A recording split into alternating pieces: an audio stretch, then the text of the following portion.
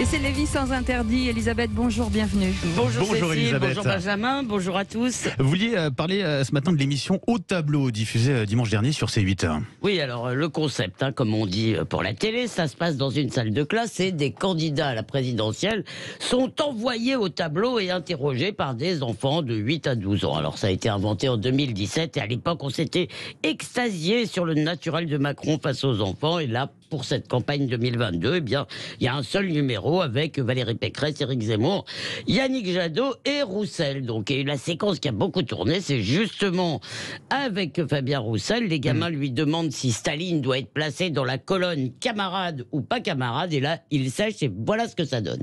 Donc, d'un côté, il a participé à la libération de l'Europe et de l'autre, il a été responsable de millions de morts dans son pays, avec la création des goulags. Donc, je ne sais pas comment on peut faire. Je ne sais pas où le mettre. Camarade ou pas camarade Alors, il le place d'abord, il essaye de le mettre la carte Staline entre les deux colonnes. Et puis, comme les enfants protestent, ils disent non, nous on retient les morts, ils cèdent, Staline, pas camarade.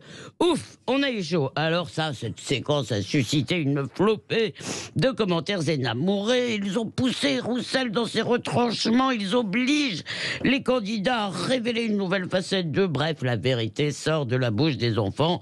Alors bon, d'abord, franchement, la spontanéité me semble aussi travailler que lors de la conférence de presse du candidat Macron. Les questions, selon la productrice, viennent des enfants, tout seuls. Ils ont trouvé ça tout seuls. Bon, écoutez, si des gamins de 8 ans comprennent que le talon d'Achille du sympathique candidat communiste, c'est son rapport au communisme réel, eh bien, je retire tout ce que j'ai dit sur la faillite de l'école. Bon, Elisabeth, d'accord, mais c'est de la télé, c'est plutôt de la bonne télé. Pourquoi cette émission vous déplaît-elle? Eh bien, parce que le dispositif est finalement révélateur d'une inversion des valeurs. Comme la différence homme-femme, on voudrait effacer la différence entre les enfants et les adultes. Et ce sont les enfants maintenant qui sont érigés en professeurs et en juges, tandis que les adultes sont les élèves. C'est eux qui nous apprennent. Vous connaissez ce lieu commun. Et le pire d'ailleurs dans l'épisode de la séquence Roussel dont je vous ai passé un extrait, c'est qu'il se range à la vie des enfants, c'est-à-dire il ne tient même pas sa propre ligne. Eh bien c'est tout ça, c'est exactement l'esprit de l'école d'aujourd'hui.